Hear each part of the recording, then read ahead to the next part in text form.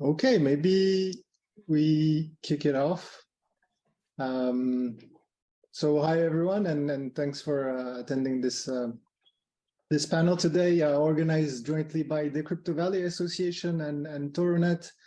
My name is Arkan Akin, and I have both hats. So I'm the co-chair of the Western chapter of the Crypto Valley Association, based here in Geneva, Switzerland, and I'm also a co-founder of Toronet. So today we are here to dive into this broad conversation of blockchain and financial inclusion. And I won't repeat what's said in the invite. So what I'll propose is that our panelists will introduce themselves and tell us about their background and what they're doing before we dive deeper into the subject.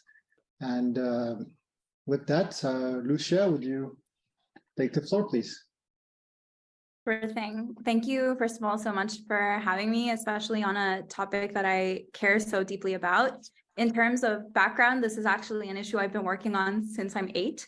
And I started reading textbooks about when I was 12. So this is very much up an alley of personal passion and professional passion for me. I've worked in the public sector before I entered the tech space, and I specifically specialized in economic trade between Honduras, which is my home country, and one of the poorest countries in the Western Hemisphere, and Canada, as well as issues around undocumented immigration and people that sort of flee for economic reasons. So it is an area that I have a lot of experience in on the ground and from a like public sector perspective. And then in 2014 started working in artificial intelligence, and that sort of led me toward the tech space. And in 2016, I decided to marry my experience in tech with my prior experience and lifetime passion on development and economic growth, and started my current company, which is called Emerge.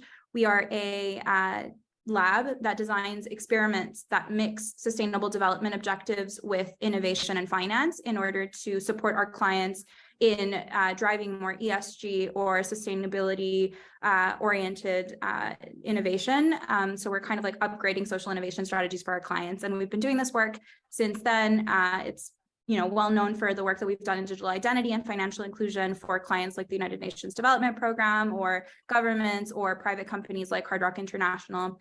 And then some of our own innovation as well, which we do in-house, currently some experimentation with energy, with community development in accessing cryptocurrencies, and some of our work in the NFT space for environmental action. So a little mix of everything there. And then in my spare time, I advise different types of projects that work within the sustainable development space.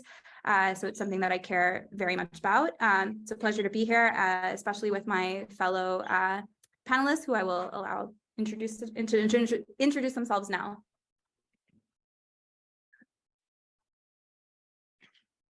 I assume I'm going next. Yeah. Thank you. So hi, everybody. Thank you for coming. First, an apology. I got stuck on the traffic, and that's why I'm doing it from my phone and not from my computer. That said, I started my journey in cryptocurrencies around 2014. I started from a community currency, trying to allow communities to launch their own currency. Later, I worked on the product team of Banco. With them, we did a project in Kenya for community currencies.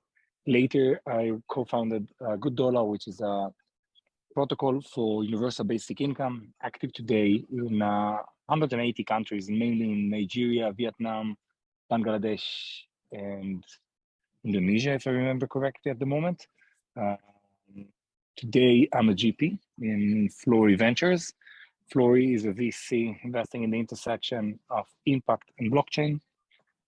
We see the major problems of humanity today being the climate crisis and financial inclusion, the lack of financial inclusion. So we invest in those two sectors. That's me. Great, thank you, Tomer. Dr. Ken? Hi, I'm Ken Halabi. My journey to this point took me through technology, basically. I got a master's in computer-aided engineering from Europe. I've been to several different countries many countries where financial inclusion is a challenge. That's of course where I started. I also worked at Accenture back in Nigeria, and working as a consultant, a process and technology consultant, I was able to see a lot of the problems that existed both in the financial industry and the banking industry, and problems with financial inclusion. Following that, I got a doctorate in engineering, finite with numerics, and that journey took me eventually to the defense industry, dealing with a lot of international companies in problems related to finance, insurance, technology, and then, of course, with payment systems.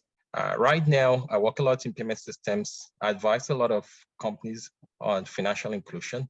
And I'm, of course, very excited about Toronet, which I also helped to found. Toronet is very exciting because we have been able to see some of the problems related to the current blockchain infrastructure and solutions that exist out there. Many of them are not making inroads, and we were able to identify some of the problems and kind of fashion something that works from the point of view of the communities that actually need it. Because a lot of those things were developed not with those communities in mind, and some of those things we'll be talking about and addressing. Great, thanks. Thank you, all of you, for being here today. And we came up to this we came up with this topic because it's something that concerns us a lot, Dr. Ken and our colleagues, but also because I think it's interesting because there's a lot of talk around blockchain because it's such a general use technology. It affects so many verticals, so many places. And sometimes we get lost in some of the rabbit holes in there. But I really believe that the topic of financial inclusion is a fundamental one for blockchain, or call it Web3, call it different names. And so, yeah, it's a topic that's been covered for many, many years in blockchain, of course. But at the same time, we don't really see necessarily a mass adoption among hundreds of millions of people who are concerned by this topic. So maybe to launch the discussion, I'd like to have your thoughts on the why. Like, we do believe that it's a great tool, but reality shows us that maybe it's not as used. So what do you all think about that? I would love to take a stab at this. Oh, go ahead, Tomer. No, go. It's okay. There you go. Okay. So I think, unlike many of the other technologies that we see today that are adopted way faster, say AI for the sake of the examples and other disruptive technologies that's coming into play, the target audience of blockchain technology is the places where economy is not as stable, I'll say gently, as in Western countries. But the adoption curve usually counts for early adopters, which are usually people who have, let's say, the spare capacity to experiment with new technologies. So for the sake of the example, I would assume that ChatGPT, as a sake of example, would be mainly adopted by the high-tech industry. The high-tech industry has no actual need in a new economy because it's mainly based in Europe, the US, like North Asia, where the economy is mainly stable. So in terms of a target audience of this technology, it's not going after the target audience that is always the first adopter. And where it does, you will see the actions like the more speculative actions of like NFTs, etc., unless the actual infrastructure used to rebuild the economy. So that's like my first thought on the subject. Lucia? Yeah, I mean, I'd like to maybe take a couple of steps back and start off with like some of the key lessons that I've learned through my years of experience here. The first one is that I think there was always an assumption, at least in the early narratives around blockchain, that there was some kind of causation relationship between cryptocurrency and financial inclusion. And that was done obviously because the potential exists, but there is, regardless of the technology, there is no causational relationship between technology and impact. Just because you have technology doesn't mean that it's going to be inclusive or impactful. It doesn't mean that adopting or enabling some kind of technology will automatically lead to some kind of net positive impact. In fact, sometimes it could be the opposite through an unintended consequence. And so I think it's super important to realize that, we haven't really been able to live up to this notion that, blockchain and financial inclusion belong in the same sentence. And a big reason for that is because unless we are very intentional and thorough in the way that we design for financial inclusion, it is not an automatic consequence. And a big example of that is, the fact that a lot of Web3 projects today look eerily reminiscent to traditional finance and traditional banking services and products.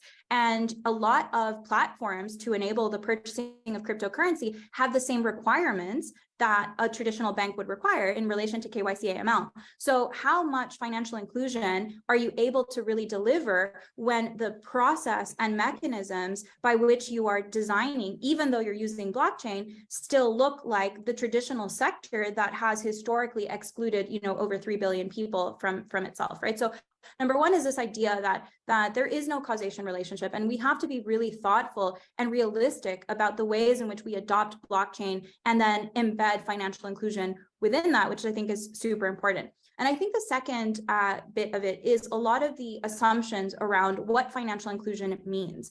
And very often in our case, we presume that being financially included means being able to access services in the way that we currently access services. When I say we, I mean anyone who's financially included. So, we want to design these kinds of things that are like credit scoring for people that don't have a credit history, or we want to design some kind of service or savings account or investment opportunity that looks like what it looks like for everyone that is in the financially included segment. But the reality is that a lot of the reasons why so many people around the world are not currently included is because they don't even earn money in the same way. Actually, the majority of the world, especially post-pandemic, is an inconsistent income earner. And when you look at the way that credit is even structured, it depends on income stability, which most people around the world today don't have.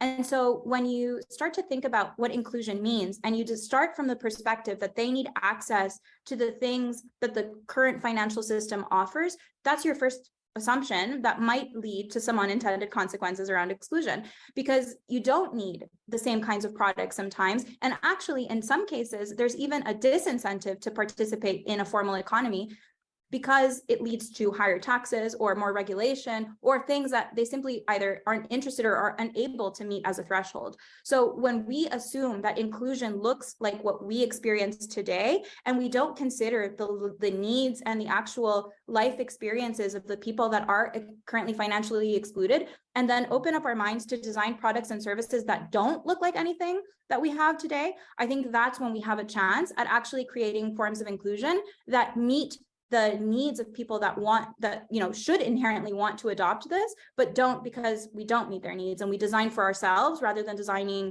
for what these lived experiences might be like. And so I think that the combination of making assumptions around tech inclusion being like causational, and then the assumption that inclusion looks like what we currently have in place for ourselves, I think both of those together make it really difficult to have wide sweeping inclusion in a meaningful way, and in a way that incentivizes mass adoption. Lucia, you make great points. And before Dr. Ken, before you step in, I just want to say, you please the social scientist in me so much when you take a step back and analyze the concepts that we use to talk about this. This is the, I think, perfect entry point. And Tomer as well, you said, you're talking about communities and target audience. Community is a word that we use a lot in Web3, but I feel like depending on where you are in the world, we might not understand the same thing when we say community, as in online crypto communities or real life communities. And Lucia, stepping back to questions of the way we structure and how we think about financial inclusion, what it actually means. and what are the implications of the way we think about that in our trying to forward that agenda. It's a really good way to jump into this question. Dr. Ken, what are your thoughts? Yeah, and like you said, this could not be a better panel to discuss this, because I mean, the two other panelists are working in areas where they actually can understand this issue, right? I liked how Lucia, framed this around the informal economy, right? Well, this is important everywhere. Even here in the United States, the informal economy is a growing one, but it's not the predominant one. In many of the areas and communities where we're talking about, the informal economy can be a really dominant one, right? And I like how Thomas framed this around financial inclusion for the underbanked. And the important thing is the blockchain community actually does they see this too, right? Like Thomas said, the breakout into mass adoption, into real utility for many of blockchain projects is not going to come through many of the countries where financial services are prevalent. The need isn't as much here, right? We might be in the forefront of trying out many of the technologies. ChatGPT, yeah, it's going to be a lot of people from the United States, from Europe, that's going to try ChatGPT out. Blockchains is a lot of people from many of these countries that's buying crypto, not from those people who need it. But yet, the blockchain industry has always identified and said, look, this thing should be used to address the unbanked and the underbanked. But then what have they done about it? What has anybody done about it, right? Because it's not really expanding or growing, right? And those are some of the things we're going to talk about. What are the actual specifics? What are the things that are basically hindering adoption in communities where there's a lot of unbanked and underbanked people who don't have access to financial inclusion? I'm going to prompt some of that by saying that some of the reason why there's no financial inclusion is that many of these tools were not built for these communities. Take an example, like Lucia said about credit scoring. When there's a community where credit scoring doesn't exist, how are you going to bring the same traditional financial inclusion models for financing into those communities? It fails. And so you have a huge opportunity gap, right?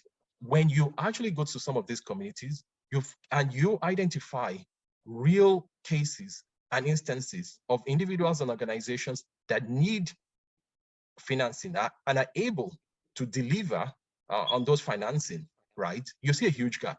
You see about 80 to 90% of viable financing opportunities that are not met.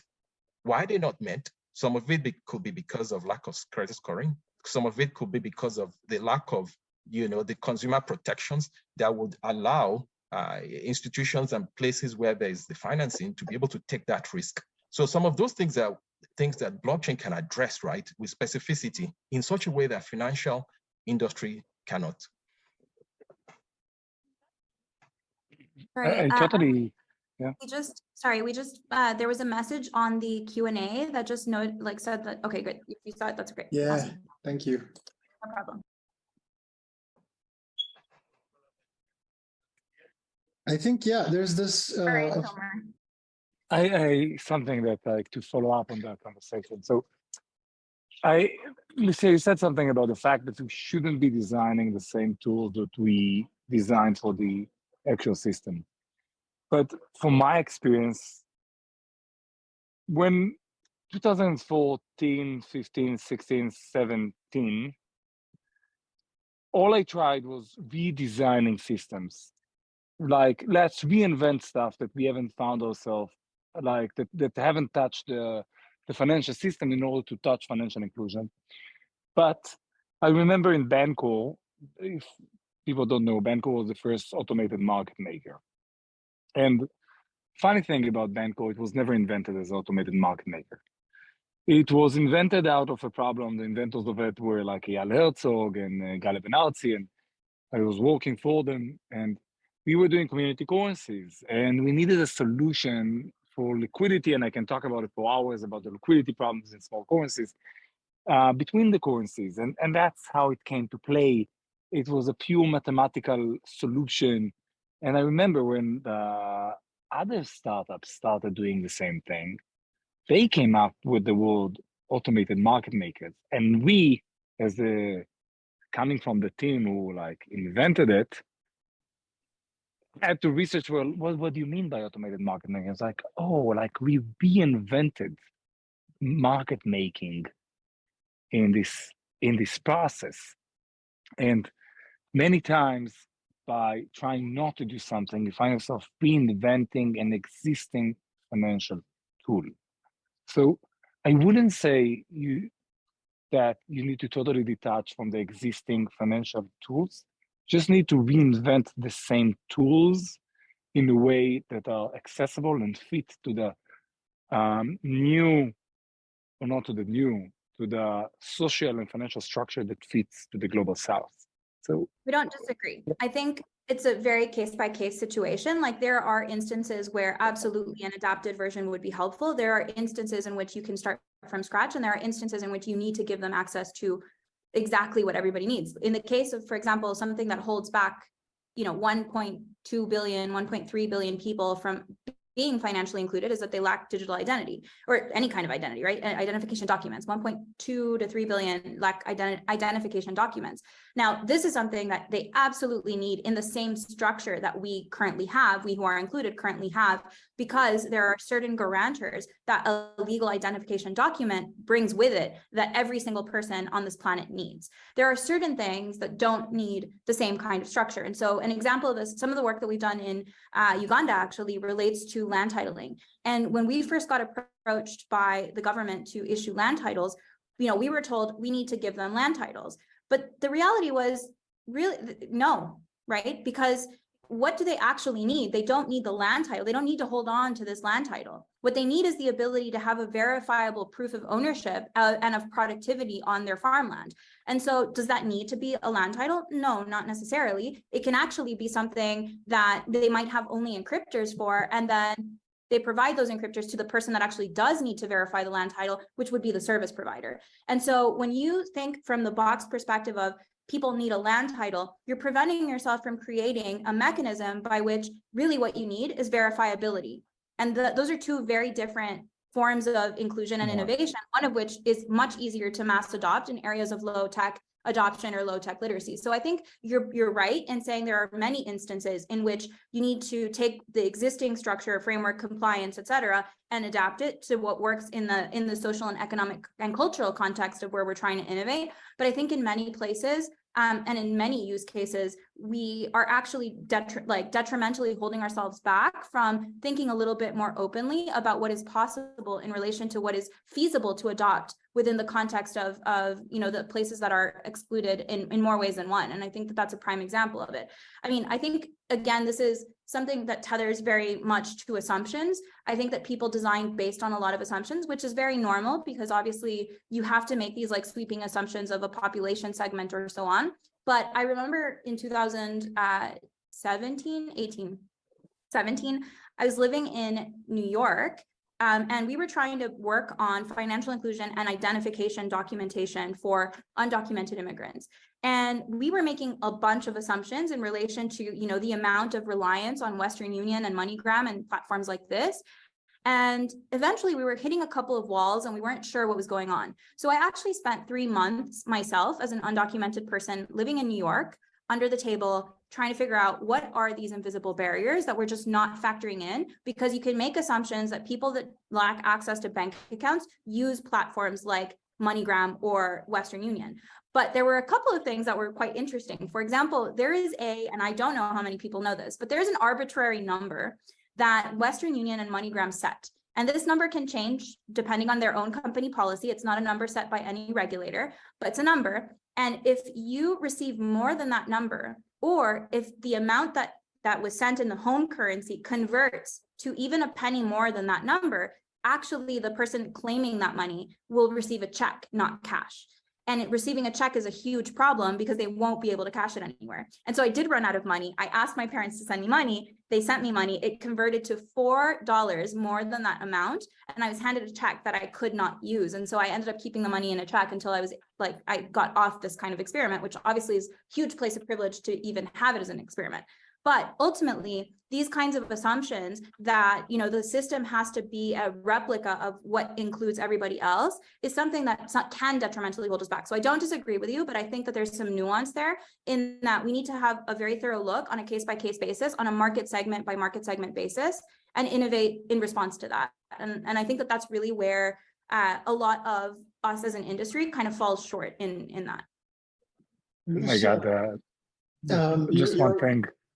The Czech story, the financial system never stops surprising me with how horrible it is. So thank you for that story. It was awful. It was awful. I was a girl in my 20s in New York, undocumented, and I had to find money and I couldn't use this check. And I had this check in like my possession the entire time and I just couldn't use it. It was the worst. And then the day I finally checked it, I was like, you know, at this point, I almost like there was so much emotion attached to being able to cash that check, but I couldn't for, you know, almost 2 months. And so I had to figure out, I ended up working at a bar that weekend and got paid under the table to make up for it. But it was just nuts.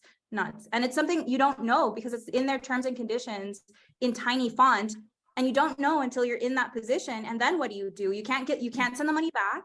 And then you can't cash the money. You can't cash the check. I tried clearinghouses. I tried banks. I tried like informal places, and everyone needed some kind of ID, and I didn't at the time. Obviously, everything was locked away, so I didn't have anything. So really, it's, you know, we really don't know enough about people's lives until we've lived a mile in them. And that's also a question on like inclusion from the build side, right? Is like, who is building all of these solutions, and are they all like Stanford grads that, you know, never had to struggle with this kind of issue? And if that's the case, then like, well, that's mistake number one too. Dr. Ken, you're on mute.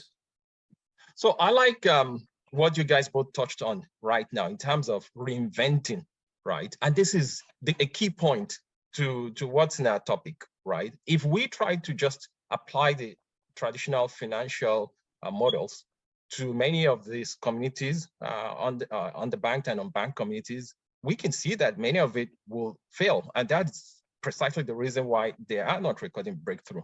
Take the example that you gave, Lucia, or the example with credit scoring. If we say, all right, fine, the reason why there's financial inclusion is not happening and people are not receiving the financing, even though they're clearly viable, is because there's no credit scoring. And we try to just import wholesale the credit scoring system. It isn't going to work. And that's why it hasn't been done. So for those communities, one has to actually reinvent and design things that work for them. And that's some of the things that blockchain has an advantage in being able to create, right? And also in conjunction with some of the technologies coming out like AI, which can, in the absence of a traditional credit scoring model, is able to actually tell a model instances and determine viability, you know, and put those things to models in such a way that works, right? And you can have on-chain history that shows like, you know, this individual indeed has, you know, this verifiable, tools and resources that can make them be able to be efficient in utilizing finances. Let me give an example of a project that actually we have on our platform, like, which is an agricultural project, right? And this project takes actual farmers who verifiably have land, have a history of, you know, of planting and you know, creating food and then being able to distribute that, right? And traditional models go through, you know, agencies like United Nations agencies, African Development Bank, right? And there's sometimes high default rates. And many of those traditional models, they're trying to look at ways to make this more efficient so that it actually reaches the farmers that are going to produce real crops and, you know, increase food production. One of the things that they're trying now is ensuring that everyone has a stake in the game. And that takes us back to something that Thomas posted. You actually have many of these farmers who are also members of the communities. They're part of the project.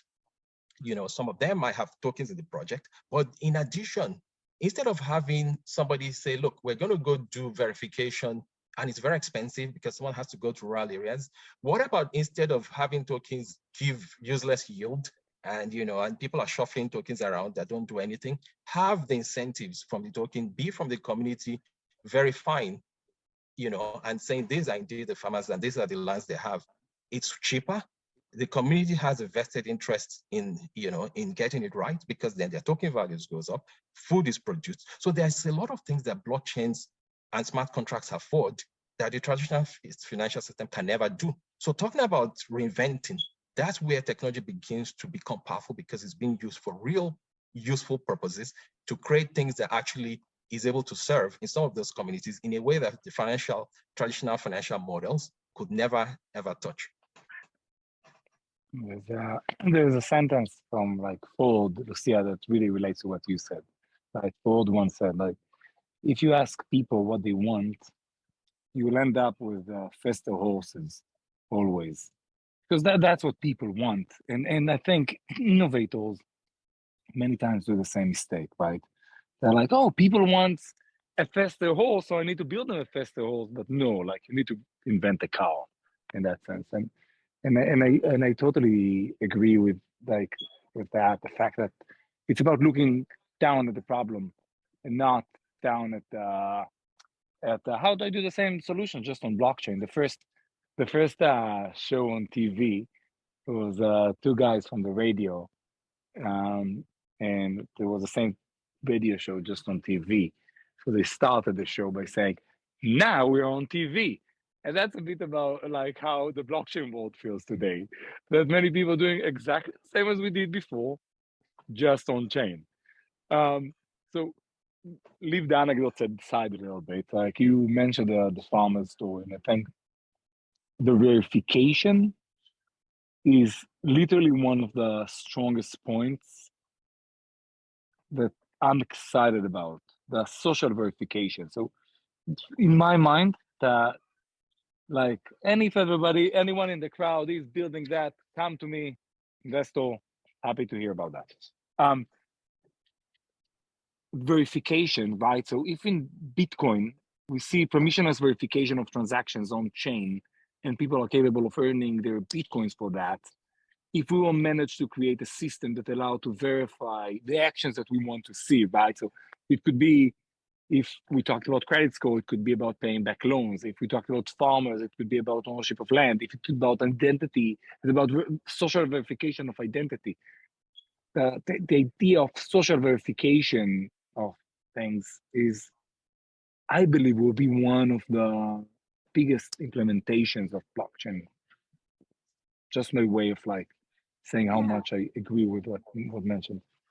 I think I'm also excited about the traceability element of it. And part of that is tethered to the like ability to analyze just how much impact is actually being accomplished in terms of money flows, right? One of my favorite things to draw attention to is like unintended consequences that happen as a consequence of not mapping out the entire money supply chain when designing a project. So an example of this is right now, and actually for the past few years, there's been a lot of different projects that are super keen on giving communities some kind of token reward or, income, whatever, that is like usable within that community, adopted within that community. And this is particularly interesting because a lot of these communities are very self-sufficient, or they source everything they need quite locally. And so unless you've traced the money supply chain, there could be a lot of unintended consequences here. So let's say, for example, that we are a village here. My fellow panelists and I are a village. And Dr. Ken, you are the paper supplier of this village. And I'm a big fan of like paper-based to-do lists. It's like the one bad habit that is not environmentally friendly that I can't shake off. But I need paper on the regular. So I go to Dr. Ken and I decide I need to buy some paper. Now, if we're using, we've had this like project in place where we're receiving tokens and income and this is fully adopted within our little community here. And I go to Dr. Ken and I buy my paper using this token. Amazing. I walk out with my paper and I feel great. My need is satisfied. Now, Dr. Ken here has a situation. Does he source it from within the community? Does he make it himself? Or does he bring it in from another community? And if he brings it in from another community, if that community also uses that token, he's fine. If there's a way for them to swap that token, then he's fine. But if this community is in isolation in this project and no other community accepts this kind of token, then Dr. Ken is stuck with a bunch of money he can use within our community, but he can't source more paper unless there's a route for him to get real fiat or something that the other community and his source, actually accepts. And so maybe it wasn't financially inclusive project for me, but it certainly isn't financially inclusive for Dr. Ken. Now, presuming Dr. Ken, gets his paper from Tomer, then again, we have no problem. Dr. Ken goes to Tomer, Tomer grabs, the currency, gives Dr. Ken the paper, which I buy, and then that same problem is transferred to Tomer. And so when you are designing for financial inclusion and you don't know the entire money supply chain of who on earth on this supply chain is the one person that gets screwed if there is no way to swap or there is no mechanism by which they can actually interact with the real world, then the limitation of your financial inclusion is very visible within that person, and it might have a negative unintended consequence to them. And so I think when it comes to really what a value proposition might look like, in addition to this verification that Tomer brings up, is this idea of traceability and an understanding how far down the line does money really flow, and where are the bottlenecks, and what kinds of solutions do we have in place from our perspective as builders to mitigate that experience for either Dr. Ken or Tomer, who are going to face the consequences of being in an insular, token economy within this community. And I know that community and tokenization are often brought together as examples of financial inclusion potential for blockchain, but the reality is that unless we've thought about these unintended consequences and designed to mitigate against them, then ultimately the financial inclusion that we're promising to deliver again falls short. So I think it's a really interesting experiment that all of us and in the audience who are kind of, trying to build for good projects to trace that money supply chain and figure out where the bottlenecks are, because that's really like steps forward in how we can design more financially inclusive. And it's something that blockchain can help so much because of its traceable record and because it's a way for us to ensure that we're designing properly and being mindful of all of the people that directly or indirectly sort of touch this solution and the ways that they would experience inclusion because of it. It's funny, great but point. one thing that I don't know if you understood that, but in your example, you reached the understanding of how automated market makers was literally invented. That was exactly how it was invented. I will add another thing to it. As much as it is inclusive to do a non-liquid community currency, all community currencies that are not liquid usually end up with an inflation, because printing money inside a closed economical system is basically doing it in Venezuela. So yes, but like very related, relates a lot to your story. Experience that on my own Flash with doing community currencies in 2014, 15. Yeah, and it also highlights the point that you almost cannot talk about financial inclusion without talking about, financial freedom of assets, interoperability. And that's one of the things that the blockchain industry sometimes used to get stuck on, especially because of the big layer ones that started. And people all get out into this war of, of being maximalists and all that. And the entire size of the entire cryptocurrency and blockchain industry is still really, really tiny, probably less than 1%, right? And people are focused on this is going to be the one coin. But if you really look at the real world, there's like so many solutions there. I mean, for financial solutions and services, there are banks, there are payment systems, companies. There are many different solutions and many different banks. There's never going to be only one coin or one project token, and the ability for those tokens to be interoperable and being free to switch and change is very important for the final recipients. I mean, think about like a project in a community somewhere in Africa, and like you said, one of them has a token for a project, and they are unable to take that token and do anything else with it. That immediately totally destroys the financial inclusion aspect and causes lack of adoption. So that's one of the things that we built early, is to consider interoperability very early.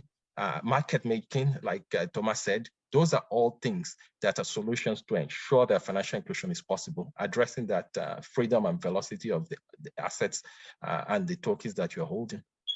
But I think there's one more thing, because like you both said, there's the aspect of being able to swap a token.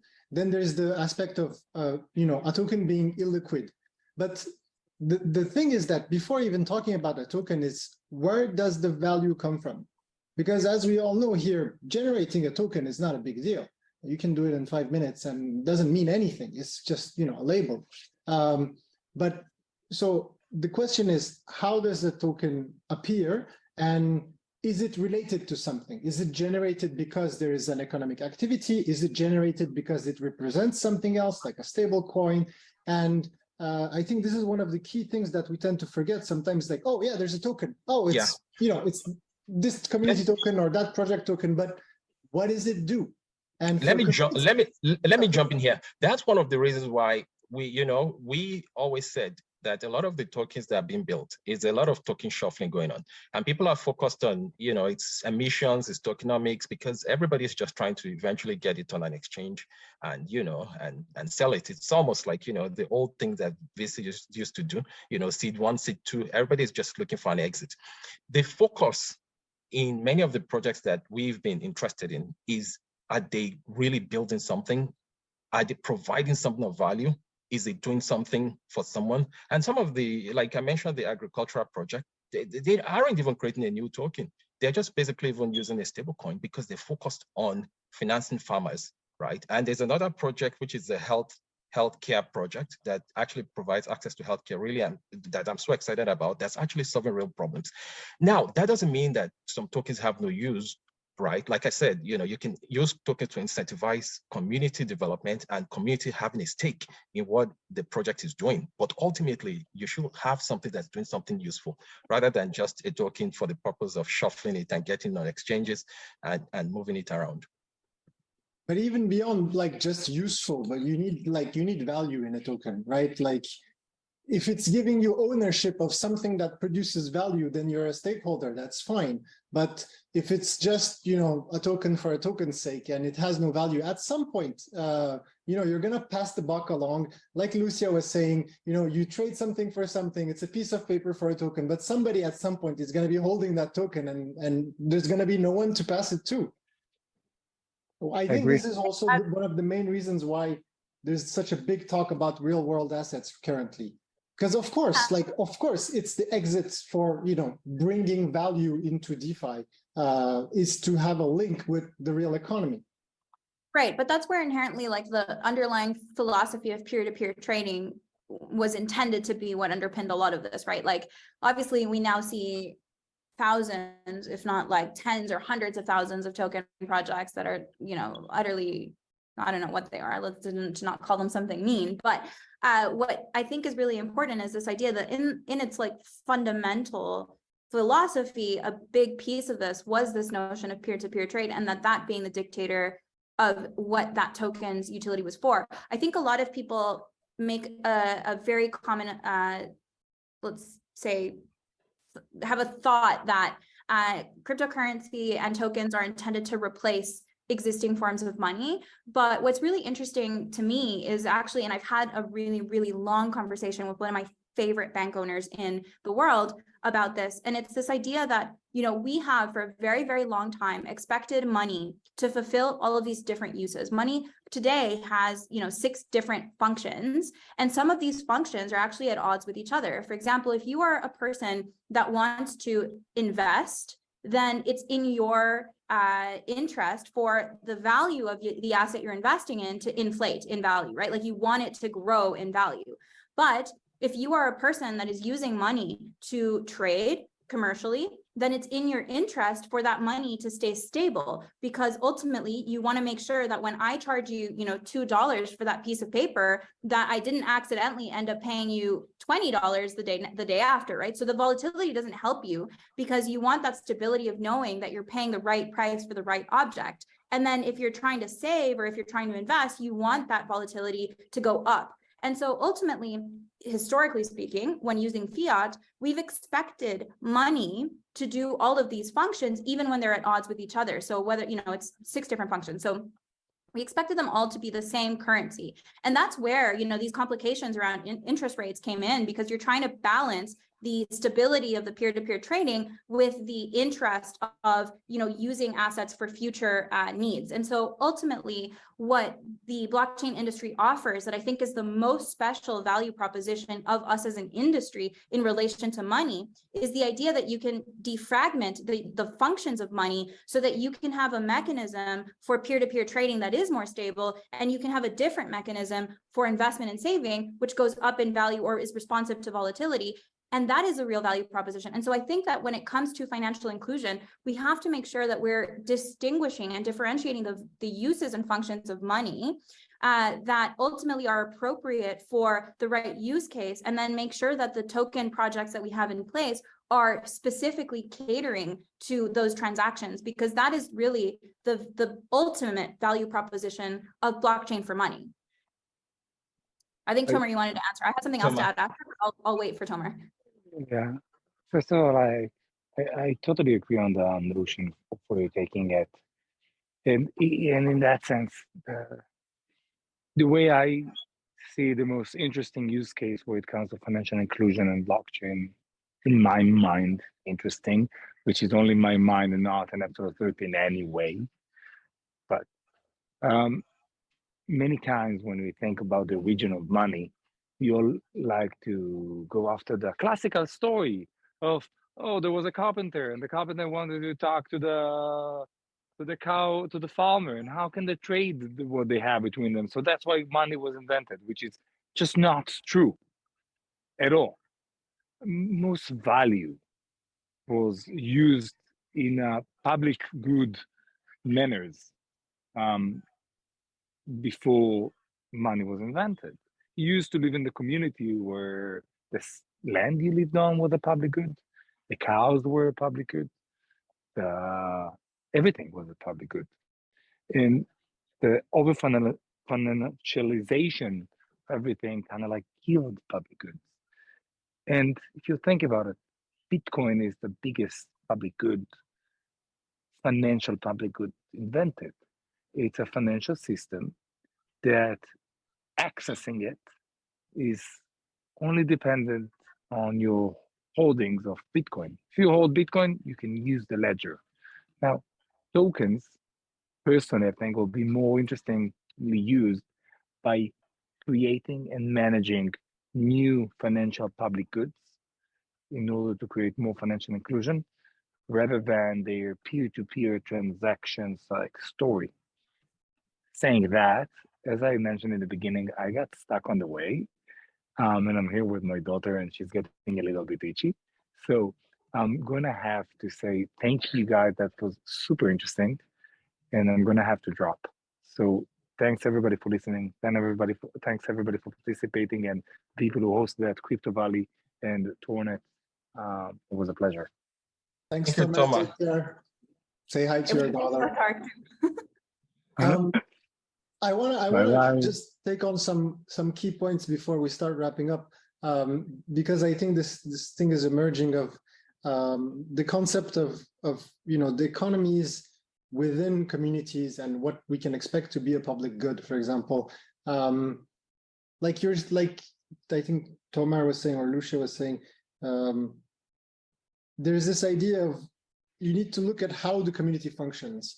And to be able to do that, there's also, of course, the question of perspective, right? Because you can say, oh, as a builder, I'm doing something for someone. Well, at some point, you can't create entire economies for people without their participation. Because as you said before, Lucia, you need to see how the money flows, how the social interactions govern those groups. So it's also a process of co-creating and managing links between stakeholders.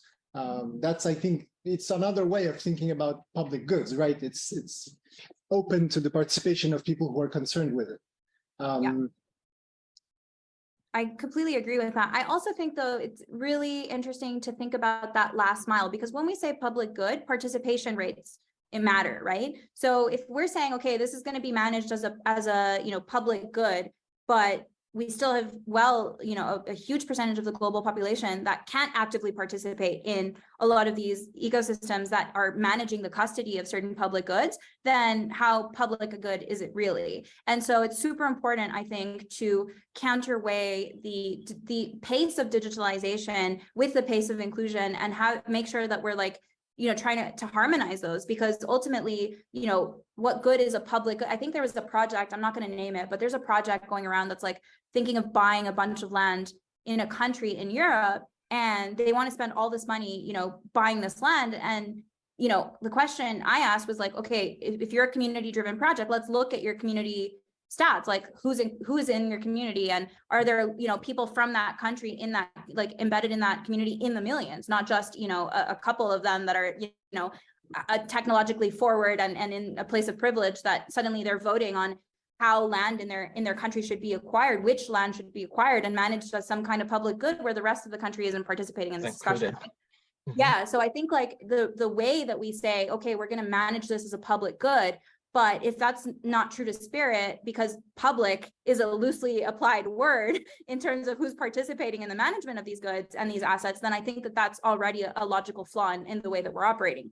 And then, you know, a last bit of this is it relates very closely to the last mile. It's this question of how are we giving people the option to interact? And I think if I see one more project that's like, we're creating the next digital wallet for financial inclusion, and I'm like, okay, a wallet that you have to download on your smartphone. If you're downloading a wallet on your smartphone, you are financially included, because you would have gotten that smartphone either up, like paying for it with some kind of card, most likely, or okay, fine, maybe you paid cash for it, or you got it on credit, which means that you've already been financially included in some kind of way. So is that the answer to creating this like mass notion of financial inclusion? No. And even in countries that have increasing and accelerating rates of adoption for smartphones, let's take Latin America as an example.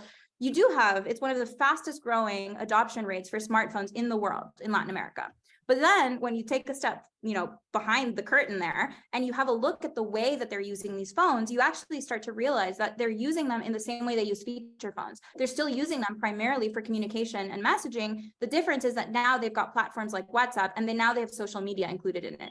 And so those are the three primary ways in which people in Latin America today are using their phones. So note that in there, there's no mobile banking, mobile apps. And though those products are available in Latin America, the adoption rates are quite slow for these kinds of projects, because the behavioral change around how to use a smartphone, even when you get one, is actually a very slow adoption rate. And so ultimately, this last mile of saying, hey, we're creating the ways in which the public can truly participate in the management of goods that are inherently of public benefit, that's a key like tension area that needs to be resolved. And so while it's all good and nice to say, hey, we're managing these public goods on public blockchains, the term public really matters here, and participation is a huge element to that. And I think that that's really where you're going to see some projects stand up and differentiate themselves in a meaningful way, because those that are actively thinking about this, that are creating and innovating ways in which the public can participate at whatever level of digital literacy or adoption or familiarity with blockchain they have,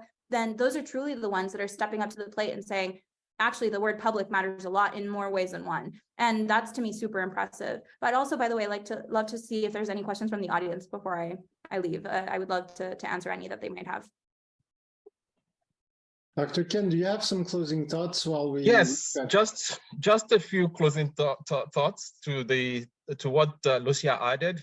Financial inclusion is like really, really super important, right? And the blockchain and some of the new financial technology that we're seeing now provides an opportunity, a unique opportunity, like none that we've had in the past few decades, right? And I've been in payment systems for a long time. There was a point when, you write a check, talking about checks, where they'll tell you it takes 3 days before it gets to whoever you're sending it to. It's called ACH clearing. But yeah, blockchain came and showed us that these things can happen in minutes. And now the traditional financial industry is even catching up on those things. So there are opportunities afforded to really leapfrog and bring people in some of the ways that we've talked about, reinventing some of this, the ways things are done, and applying some of these unique technologies to those things. And it is important, right? And that's one of the things that Toronet, which is non-profit, to be clear, is looking into addressing. And I'm very excited by some of the projects I'm seeing. A lot of young people are actually approaching me, talking about inclusion. Young people who wouldn't be able to dream of starting a business, they're actually coming up with ideas. And some of those ideas, they're not coming to me and saying, oh, we want to make this token, it's going to go times 10, times 100. They're actually saying, look, this is what is going on in our communities, and this is what we can address. Like the project I mentioned on, providing health insurance, healthcare to people, that where healthcare really, they have like a ratio of 2,000 to 1 sometimes in some cases, doctor to patient, right? I mean, users like that are not even focused so much on just, tokens or even financial, but the needs of people, shelter, food, education, stuff like that. And those are the solutions that excite me. We've talked about some of the specifics on how you can make changes and reinvent things so that it works. But this is very important to everyone. And it's important even to people who are in many of these countries we're talking about, because without financial inclusion, things will not be sustainable. You see, there's some of the distress that we see in communities where there's no inclusion. There's unemployment rates sometimes as high as 40%. And those distress sometimes leads to turmoil, and then you start to have migration. That is not sustainable. And we have an opportunity now using technology to address some of those things. And I'm excited by the discussions we've had and some of the things I'm seeing. I love this panel because it shows like how much more time we need just to cover the basics of, you know, stepping back, talking about the concepts. And Lucia, thank you for starting with that. You know, what do you mean when you talk about financial inclusion? Let's start there. Like, what do you mean when you talk about community, or when you talk about value, or when you're thinking about launching a token? So I hope we'll have many more conversations to broaden this topic. It's going to need a lot more than 1 hour, but thank you so much, both of you, for being here. Please excuse Tomer that had to leave. He had his small daughter with him, so so he had to run, but it was a pleasure meeting him as well. And yeah, unless there's any questions that pop up, I suggest that we close for today. Thank you. Thank you, everybody. Thank you so much. I dropped my LinkedIn in the chat in case you didn't spot it. Feel free to connect, to send questions through messaging, or, you know, hopefully we get another chance to spend some time together. And it was so lovely to meet and spend time with you both. Thank you. Same here. Take care, everyone. Bye-bye. Bye-bye.